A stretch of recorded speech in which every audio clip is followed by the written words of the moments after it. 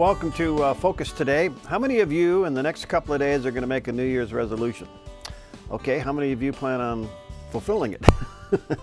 Well, it's always a struggle, but yet some are victorious in this and some are not. And I'm delighted to have with us today Devlyn Steele. He heads up he is a cognitive behavioral therapist, founder of QuitSmoking247.com, the website you may want to check out, and ToolsToLive.com.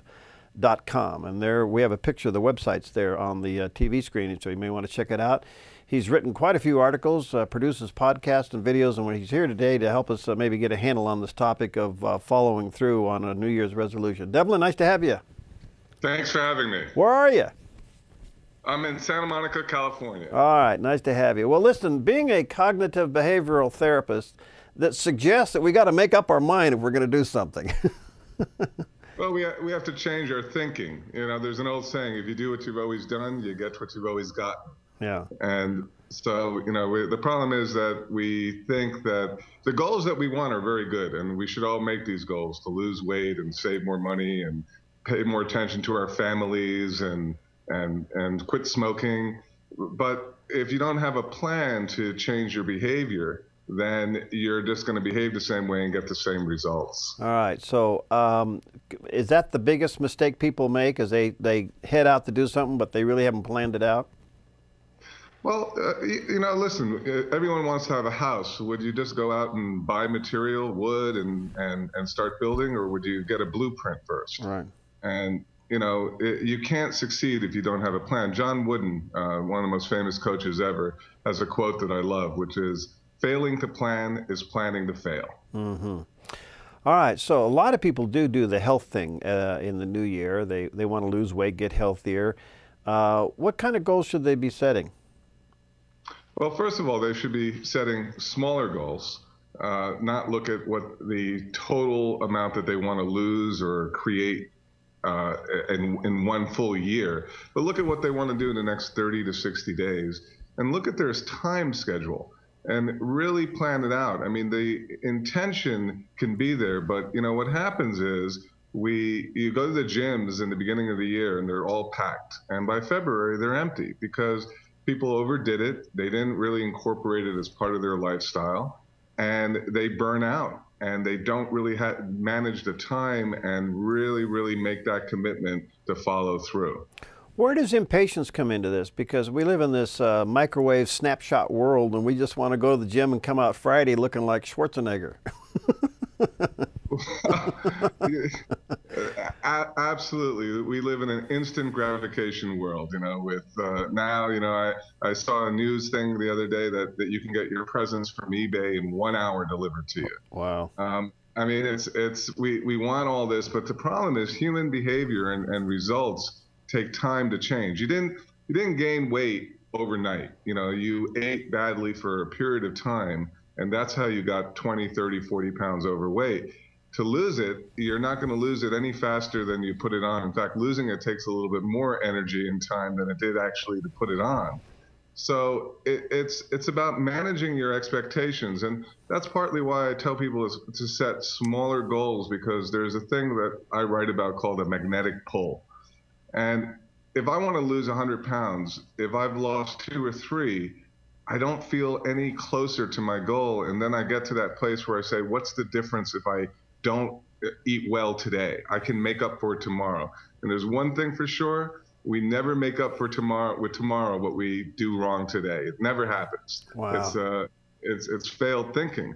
But if my goal is to lose 10 pounds and I've lost 3 or 4 pounds, I feel like I'm getting really close, and then there's a magnetic pull where I feel there's a difference in what I do, like I can really get to that goal.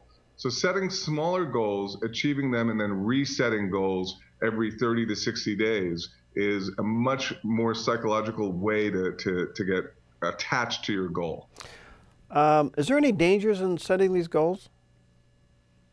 Dangers? Yeah. I mean, it seems like we want to lose weight, so we go out and we do it too fast. I would assume that would be a dangerous thing to do. Yeah, we don't want to lose weight too fast. We want to lose weight periodically, like I said, over time, and allow that time. And again, with weight, over 90% of people who actually go on a diet and actually lose the weight regain the weight within 1 year. And the reason why is because they haven't changed their thinking. And that's where the cognitive behavioral stuff comes into play. Because if while you're losing the weight, you're thinking, I can't wait to lose the weight so I can eat the foods that I like, then you just return to the exact same food and routine and you put the weight back on. So it's not just about losing weight when it comes to that particular goal. It's about really deciding to change lifestyle. Addictions being what they are, which are very hard in some cases to overcome, would you put smoking as one of the hardest? You know, smoking is a very hard addiction to get over, but it's also actually very easy. However, over 93% of people fail. Only 7% are successful with it. And the reason why is because they're focused on the nicotine. And everyone thinks the nicotine is what has me addicted. And they do these patches and medicines and all this process to get through the nicotine withdrawal. Nicotine actually is out of your system in 3 to 5 days. And nicotine, 6 months later, 3 months later, a year later, isn't the reason why you return to smoking. With all addiction, it's really the psychological association you make with what you are consuming.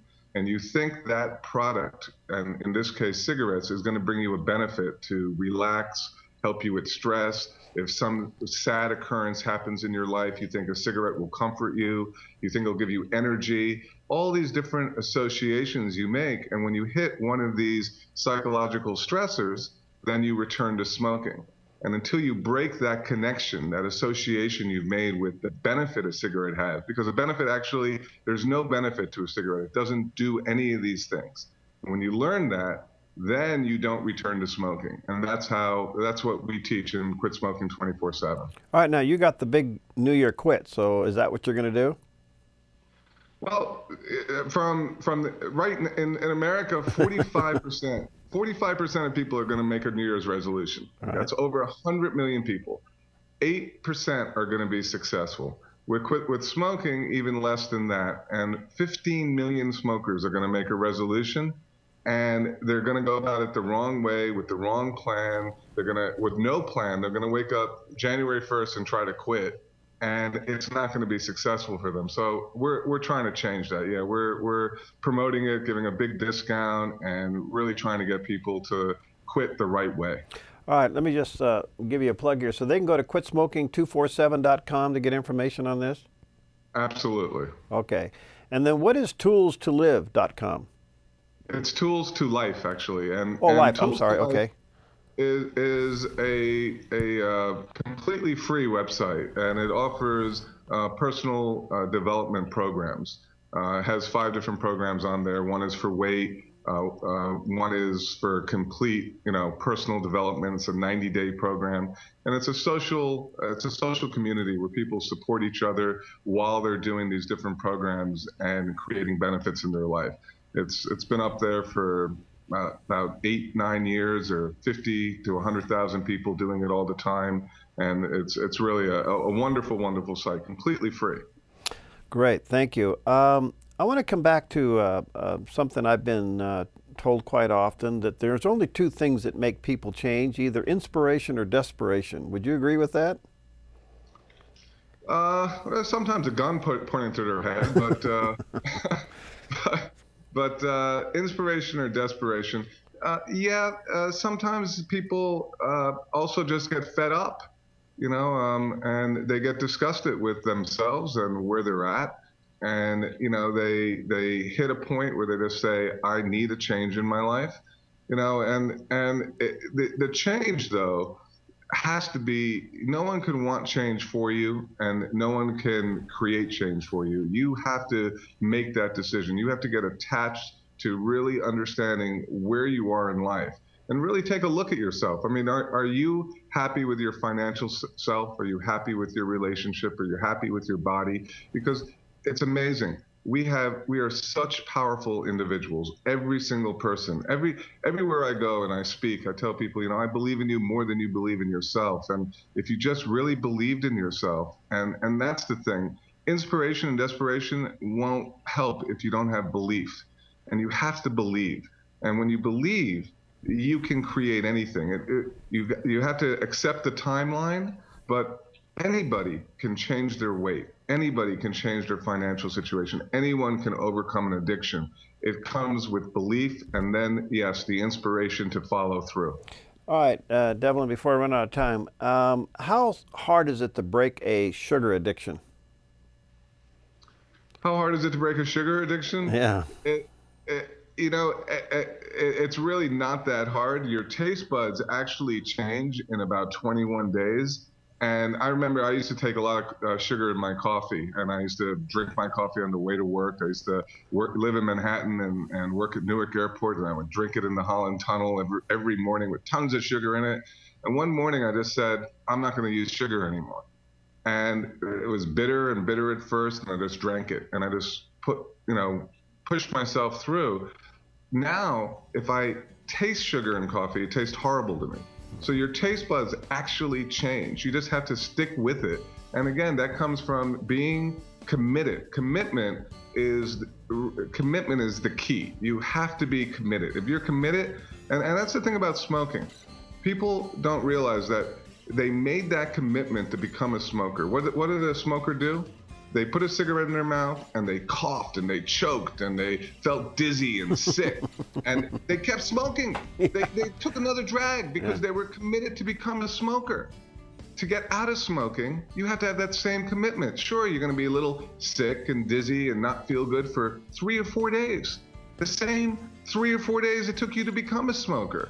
So if you have the same commitment on the way out that you had on the way in, you're going to do fine. With commitment, you can achieve so many different results in your life, but you must be committed. All right. Hey, Devlyn, thank you. Again, let me just say that you can check out his websites at quitsmoking247.com or toolstolive.com, and all of those services are available and resources are available to you. Thanks, Devlyn. Hopefully we can bump those percentages a little bit, okay? Hopefully. Have a great day. All right, Thank you Happy so New Year much. to you. Okay.